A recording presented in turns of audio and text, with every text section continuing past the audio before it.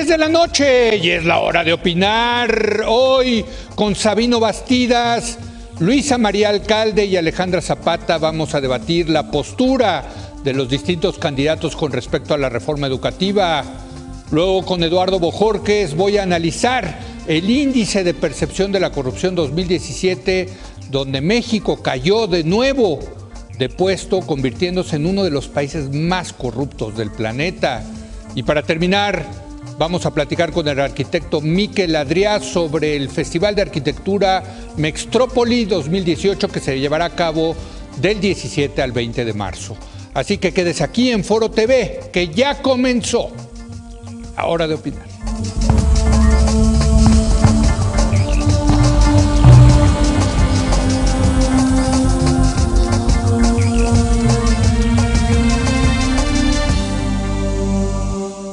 Muy buenas noches. Hoy vamos a iniciar con el tema que hemos estado debatiendo a lo largo de la semana. ¿Qué podríamos esperar de cada uno de los candidatos presidenciales en el tema específico de la reforma educativa? Para discutir este asunto se encuentra con nosotros Sabino Bastidas. Sabino, ¿cómo estás? Muy buenas noches. ¿Qué tal? Muy buenas noches, un placer. Luisa María Alcalde. Luisa María, ¿cómo estás? Leo, muy bien, muchas gracias. Buenas noches. Y Alejandra Zapata nos acompaña en esta ocasión, investigadora del IMCO. ¿Cómo estás, Alejandra? Gracias. Muy buenas noches. Buenas noches, Leo. Bueno, empecemos.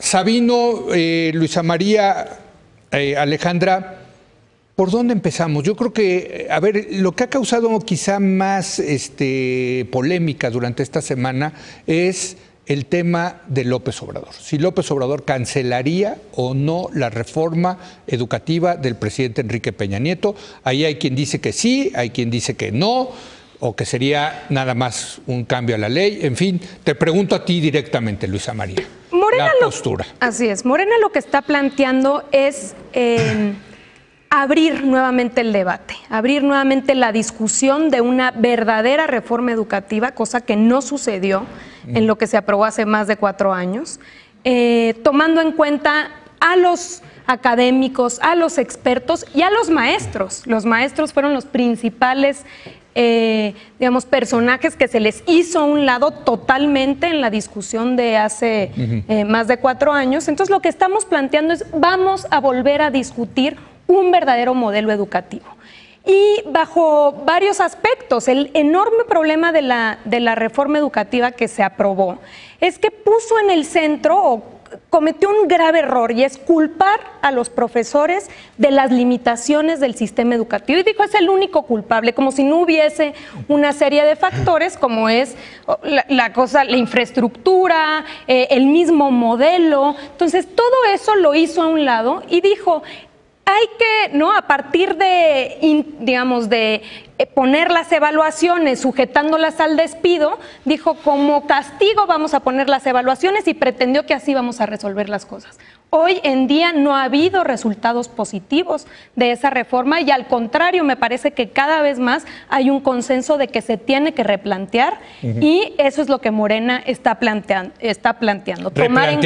Replantear y tomar en cuenta a los profesores. ¿Pero es cancelarla, echarla para atrás, o es sobre la base de ya la reforma educativa que está operando? Mira, Leo, tenemos que tomar en cuenta que una cosa es el poder legislativo y otra cosa es el poder ejecutivo. Entonces, hay una ley aprobada y Morena puede impulsar a través del Congreso la reforma a la Ley General de Servicios Profesionales Docentes, cosa que quiere hacer, dado que esa ley en muchos de sus artículos lo que está haciendo es amenazar a los maestros con el despido. Nosotros lo que creemos es sí a las evaluaciones, pero hay que pensarla como una herramienta para avanzar en términos de la calidad de la educación y no como un simple castigo a los maestros. No queremos una reforma laboral, queremos realmente una educación de calidad para todas las niñas, niños y jóvenes de México. Alejandra.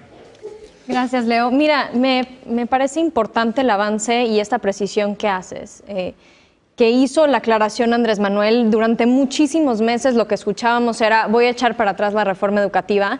empezamos a ver un planteamiento un poco más real, porque claramente no puede el Ejecutivo echar para atrás una reforma y echar para atrás algo que ya quedó en la Constitución como una ley general.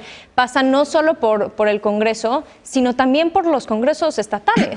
Entonces, ahí hay un punto. Ahora, para cambiar la Constitución. Para cambiar la Constitución, exactamente, tendría que pasar por las legislaturas locales. Ahora, sí creo que tendríamos que empezar yo estoy completamente de acuerdo que hay áreas de oportunidad y esas áreas de oportunidad las deberíamos de revisar y deberíamos de plantear cómo podemos mejorar ciertos procesos, pero me parece que falta una definición muy clara, y no solo de parte de Andrés Manuel, sino de los tres candidatos, en torno a qué procesos sí tenemos que mantener, fortalecer pero mantener, qué procesos han sido exitosos, dónde están las oportunidades de mejora concretas, y me asusta mucho pensar que vamos a pausar la política educativa hasta volver a generar un consenso. Ya estamos viendo la lentitud con la que se empiezan a ver. Quisiéramos todos ver resultados de la reforma educativa en el muy corto plazo. Eso sería lo justo para los niños y niñas que están hoy en las aulas. Desafortunadamente, estos cambios toman tiempo. Ahora, van a tomar muchísimo más tiempo si el planteamiento es vamos a pausar todo hasta que nos pongamos todos de acuerdo, y entonces estaríamos en un escenario en donde a mediados del sexenio, eso es pararla, y entonces que a mediados del sexenio vamos a volver a estar planteando nuevas políticas educativas. Creo que ahí hay una preocupación muy, muy grande. La otra preocupación refiriéndome ahorita en particular a las declaraciones que ha hecho Andrés Manuel, y nuevamente creo que faltan definiciones de todos, es, uno, no hay un discurso muy claro a favor de los derechos laborales de los maestros, y en eso no solo hemos visto que quiere regresar a algunos de los poderes sindicales que tuvieron control sobre el sindicato durante décadas, y entraremos en ese tema más adelante, pero también me parece muy delicado no hablar de un sistema educativo que toma decisiones y que determina política basada en evidencia. Creo que necesitamos avanzar en un sistema que utilice los resultados de las evaluaciones de alumnos, de maestros, para mejorar y para hacer ajustes en el corto plazo. ¿Por qué no empezamos a hablar de, no de eliminar la evaluación, sino de mejorar cómo se utilizan los resultados de esa evaluación para dar la capacitación docente que los maestros merecen y que los alumnos merecen también? Y que supuestamente estaba eso contemplado en la reforma educativa. Y creo que esa es una de las grandes fallas o pendientes del sexenio actual. Nosotros no estamos viendo una claridad de los resultados que yo estoy teniendo en la evaluación como maestro se traducen en una formación, en una capacitación que me dé a mí las herramientas para mejorar. Entonces, Luis, ahí en ese punto estoy de acuerdo, eso se tiene que mejorar y tenemos que tener un replanteamiento, pero hay muchos otros procesos que van encaminados, que no podemos pausar y que sí son fundamentales para avanzar los derechos de los niños. Queremos escuchar en los planteamientos de los candidatos el derecho de los niños en una educación de calidad. Sabino. Mira, yo creo que primero hay que partir del diagnóstico de qué fue lo que hicimos, de dónde veníamos. Veníamos de una condición educativa muy precaria, tenemos muchos problemas educativos en el país. Y le llamamos reforma educativa a algo que quizá no fue una reforma educativa. Le llamamos reforma educativa a una reforma política educativa, que era condición necesaria, más no suficiente, para tener una educación de calidad. O sea, la pregunta que me hago es, con lo que hicimos como país, somos PISA 1 en la evaluación internacional. ¿Seremos PISA 5 en 3 generaciones? Y la respuesta es clarísima, es no. Exacto. O sea, no dimos el salto. Y no estamos inventando... ¿Pero se dio un primer paso, Sabino, o no? Voy a tratar de evaluar qué fue la parte que creo que sí se hizo. Sí. En la condición en la que Enrique Peña Nieto encuentra al país en términos educativos, el gran nudo del problema era que estaba capturada la educación. Politizada. Había que hacer una reforma educativa, una reforma política educativa. Sí. ¿Qué significaba eso? Pues quitarle al sindicato. ¿Cuál era el diagnóstico de Bester Gordillo, que llevaba 24 años en el ejercicio del poder, después de 15 años de jongitud? Sí. ¿Qué significa el cacicazgo del Bester Gordillo en términos políticos? Significaba que los gobernadores de los estados nombraban secretarios de educación pública a quien la maestra quería, que había controlaba que la había educación. directores de lista y directores de la Lotería Nacional. O sea, se convirtió en un gran... Subsecretario, el subsecretario más importante. Subsecretarios, funcionarios, lo que sea. Todo ese aparato había que desmantelarlo antes de plantearse cualquiera. Sí. ¿Acaso nos sentamos a convencer a alguien para el tema? No, encarcelamos a Elbester Gordillo como país. Es el equivalente al quinazo de 1988. Allá abajo hay muchas cosas que no se hicieron desde el punto de vista político. Pero, la reversibilidad... pero meter a la cárcel a la maestra del Elbester Gordillo era condición para avanzar en quitarle el control al sindicato. Había muchas maneras de hacerla. Yo digo, no me meto a eso, no sé que jurídica o judicialmente haya sido eso, sí. Pero lo que sí puedo decir es que hay muchos actores políticos que pueden haber hecho eso o más y no tuvieron la misma suerte. O sea, por lo menos sí podemos detectar una justicia selectiva. Y el punto aquí es... tenían que desmantelar ese aparato educativo para poder dar lugar a una reforma educativa. Correcto. Muy bien. Se hizo una reforma legal constitucional de amplio espectro en donde participaron todos los partidos políticos. Todas las fuerzas, derechas e izquierdas, participaron en el Pacto por México y votaron algo. Así es. No es asunto menor. La pregunta es, ¿hicimos de fondo un cambio político a la educación? O sea, ¿qué pasa en los países desarrollados cuando haces una política pública? Convences maestros, convences disidentes, dedicas muchas horas a ir jalando a esos actores. ¿Por qué tenemos miedo de la reversibilidad de la reforma? Porque claramente hay muchas cosas de la reforma política educativa que pueden tener reversibilidad y una de ellas es que efectivamente fue monotemática. Yo creo que centraron toda la reforma educativa en el tema del maestro. Y yo sí creo que faltan muchos componentes. A ver, voy a citar uno de 18. ¿Quién le va a poner el cascabel al gato de la Universidad Nacional Autónoma de México? No vamos a revisar la educación superior, no vamos a revisar el sindicato de la UNAM, no vamos a pensar cómo la vamos a hacer mejor. ¿En dónde están los verdaderos nudos del desarrollo de este país? ¿Están en la primaria o están en el sector universitario? Bueno, López Obrador lo que dice es que hay que tener muchas universidades con pase directo para que todo el mundo pueda estudiar una carrera. A ver, pero lo que hay que plantear, simplemente lo que quiero dejar en la mesa es como la pipa de Magritte, ¿se acuerdan de la pintura? Esto no es una pipa. Bueno, digamos esto no es una reforma, o por lo menos seamos más modestos y digamos, es un buen capítulo 1 de una reforma por hacerse. Pero cambiar con base en lo que ya tenemos o echarla para atrás. A ver, un país no puede, es una política de Estado. Nadie puede echar para atrás todo lo que se ha hecho. Bueno, es que se habló de eso. Se habló de eso. Nadie puede echar para atrás, nadie. Okay. Está en la Constitución. Pero la Constitución se cambia, como la cambiaron, cambió Peña Nieto. Pero los consensos para generar esos cambios cuestan mucho trabajo. Y si se cambia la Constitución porque es necesario cambiarla, yo tampoco estoy casado con el modelito que se aventaron. O sea, pensar que es irreversible y que lo peor que podemos hacer como país es estar enamorados de la reforma educativa y decir, ya lo hicimos. A ver, llevamos 5 años de reforma educativa. Sí. ¿Resultados?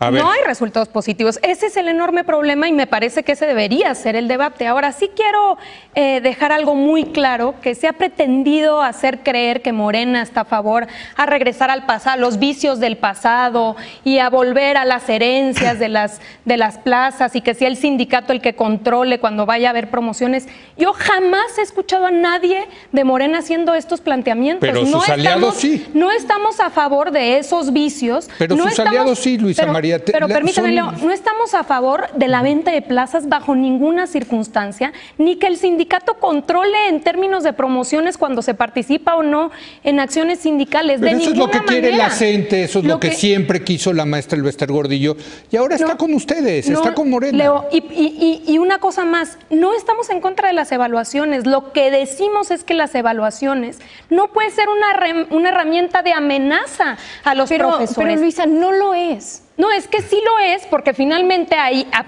emparejado un despido e incluso la misma ley señala, no hay derecho de audiencia en ese tipo de casos. Pero dime una cosa, si tú tuvieras a un hijo en una escuela hoy y tú tienes un maestro que toma una evaluación, no demuestra que no tiene la idoneidad para ser un maestro de educación básica, recibe capacitación. Ahora, tenemos que mejorar esa capacitación, pero recibe esa capacitación. Vuelve a tomar la evaluación, Luisa. Vuelve a mostrar que no tiene las capacidades que estamos buscando en un maestro. Vuelve a recibir la capacitación. Vuelve a tomar la evaluación. Esto en un plazo largo. Y después es reubicado a labores administrativas. ¿No crees? No lo corren. No, Alejandra, no sucede de esa manera. Pero es que el problema es que no sucede de esa manera. Pero entonces, ¿tú qué estás diciendo? ¿Que hay evidencia que están corriendo en base a la evaluación? No, yo lo que estoy diciendo es que la evaluación tendría que ser un método justamente para que sean capacitados, para que mejoremos la evaluación, y eso no sucede. Tenemos que mejorar ese proceso. Y para volver pero, a un Luisa, punto clave. Por primera vez este sexenio, y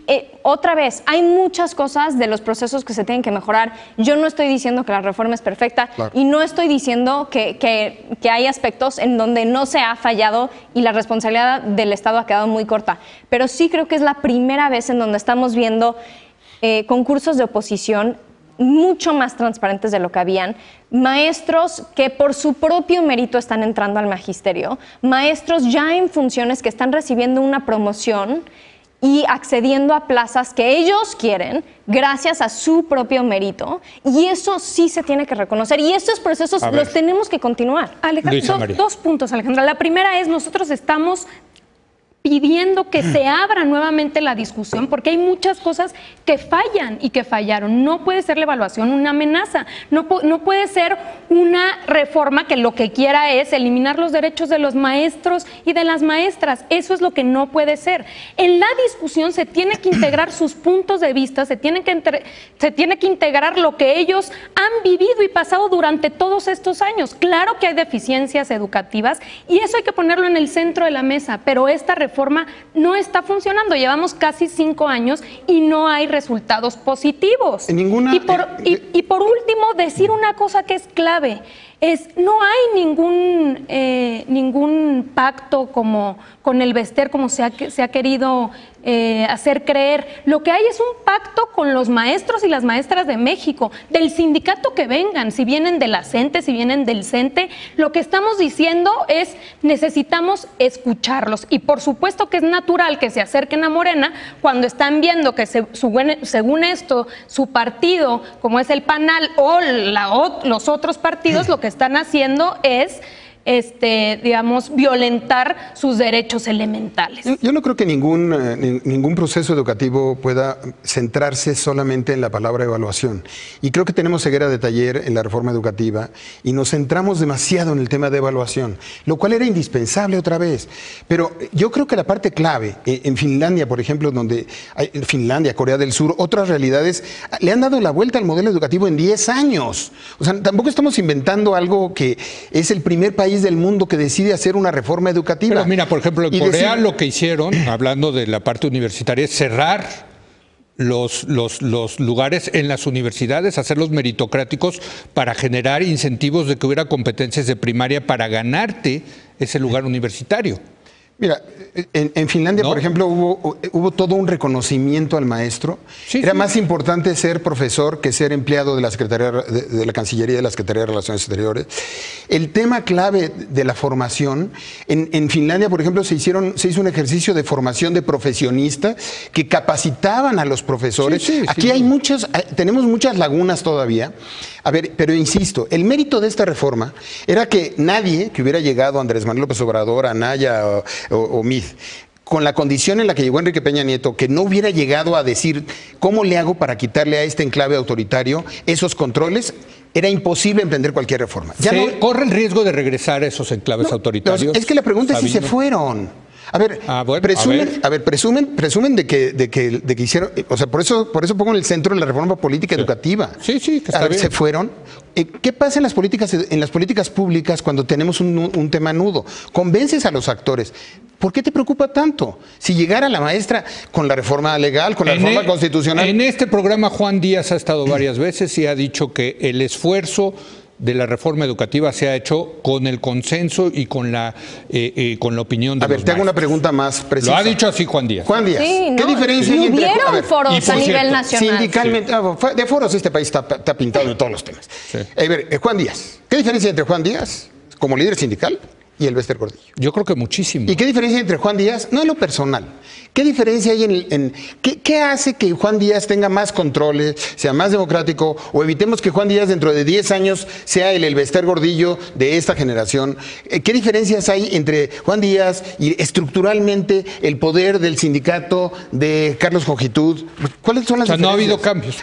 El tema de fondo es que estructuralmente sigues teniendo un sindicalismo de unanimidades. O sea, la manera como regresó el otro día la votación, Juan Díaz, fue una votación unánime de aplauso y por aclamación cuando aparecía un recurso legal que ponía en riesgo su supuesta toma de nota.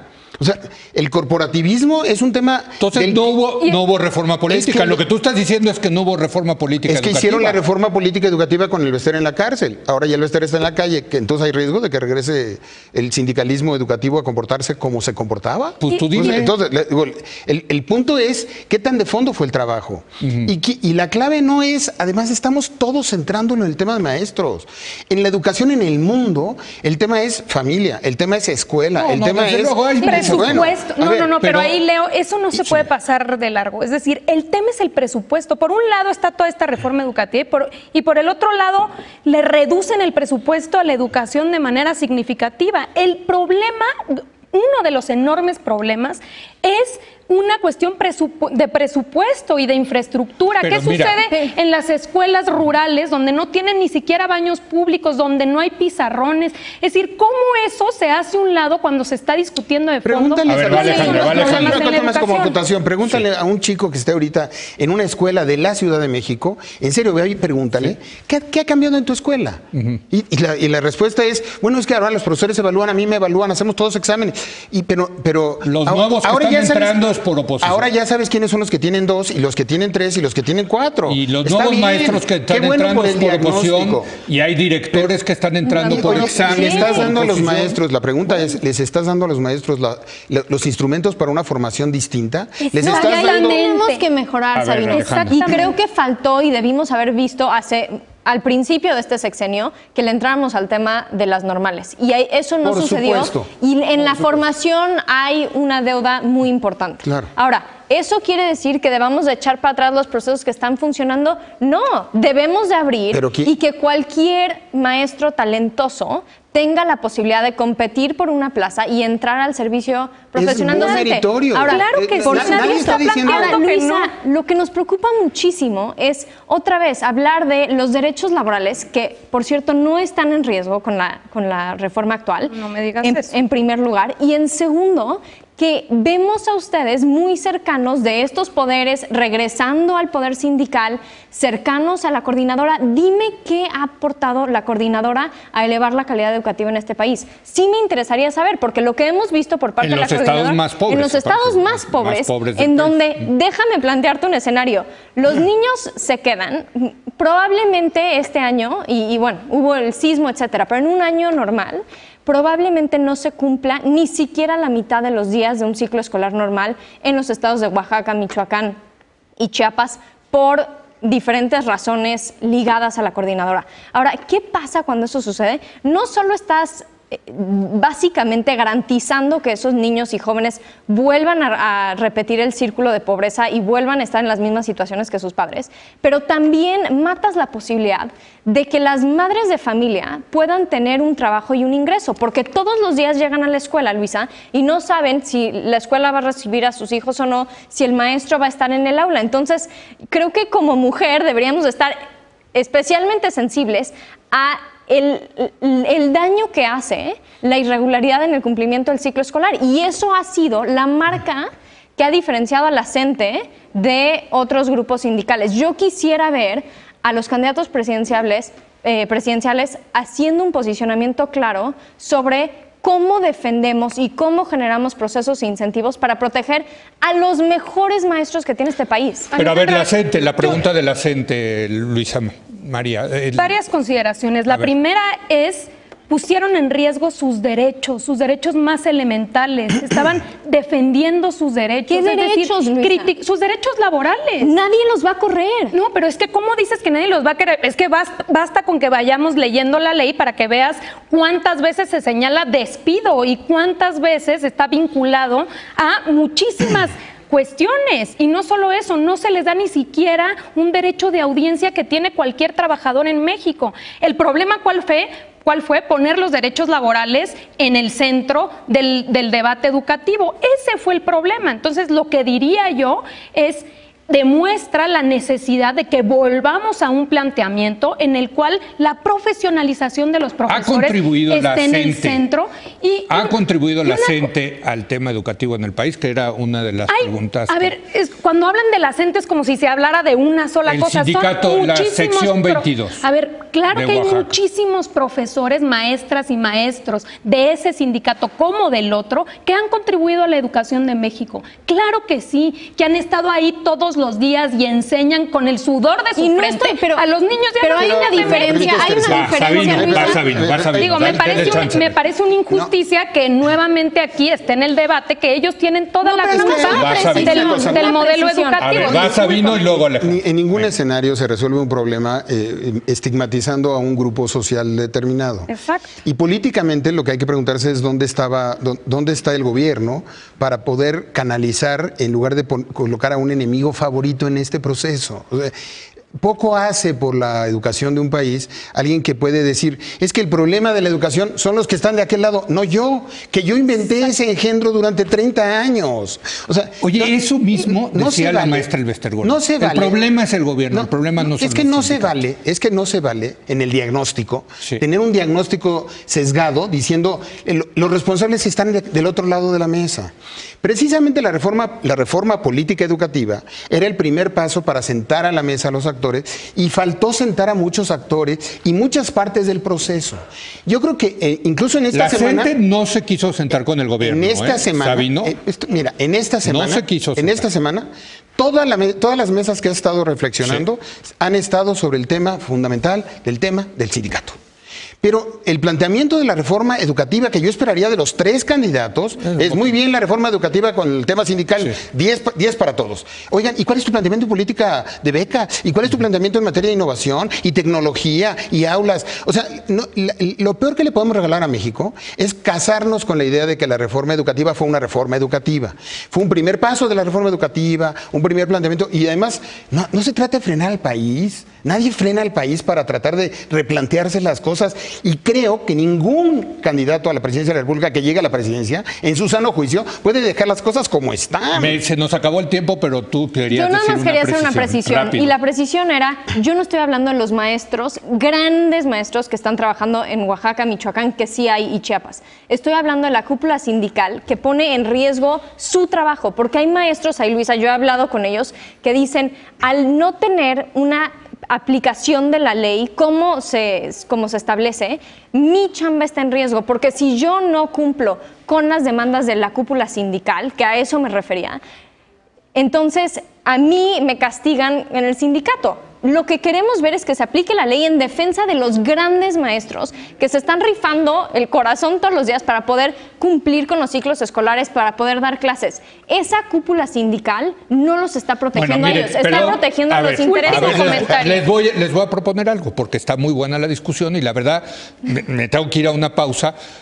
Hagamos esta misma mesa la semana que entra, le damos un poquito más. Pero dame oportunidad nada más de un último comentario, porque está vinculado con el sindicalismo. El enorme problema en México es que el 90%, es decir, no hay sindicatos reales, hay muy pocos, son contados. Entonces, ¿qué hay que resolver? El sindicalismo en México. Si hay un tema de corporativismo que alguien tiene que discutir. Eso es lo que tenemos que discutir, que por cierto aprovecho para decir que hoy está la reforma a la ley secundaria en el Senado y lo que se quiere proteger es el corporativismo sindical. Lo que decimos nosotros y siempre hemos defendido es democracia y libertad sindical. Así vamos a acabar con todos estos conflictos. ¿Y si es un problema de competencia del país? Urrutia?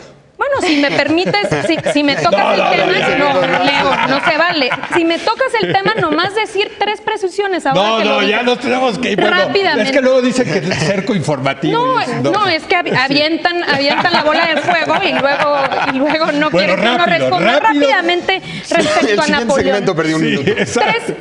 Tres comentarios. El primero es, todo aquel que acusa está obligado a probar.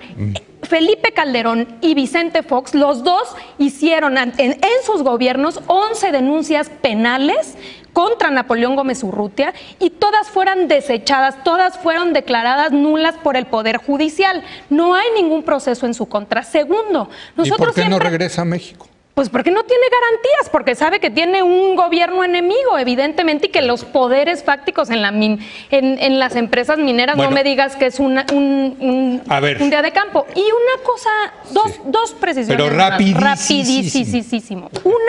La segunda es que justamente los líderes sindicales o en este ambiente laboral lo que decimos es: por tus frutos los conoceréis. Hay que dejar muy claro que los mineros que han sido representados por el sindicato y por su secretario general Napoleón son los que mejores condiciones han logrado, mayores salarios y mejores condiciones de trabajo. Y tercero, no es casualidad que hoy todos los sindicatos internacionales estén apoyando y dando un respaldo absoluto a Napoleón en Europa, en Canadá, en Estados Unidos, porque lo ven como una víctima y como un perseguido político. Bueno, ahí están los 3 puntos. Los invito a debatir más este tema, esta mesa en particular, del tema de la educación, porque no se puso buena aparte, hay sustancia. Me encantó. Lo hacemos, lo organizamos para días futuros. Gracias, Sabino, gracias, Luisa María, gracias Alejandra. Gracias a ti, Leo. Regresamos en un momento más.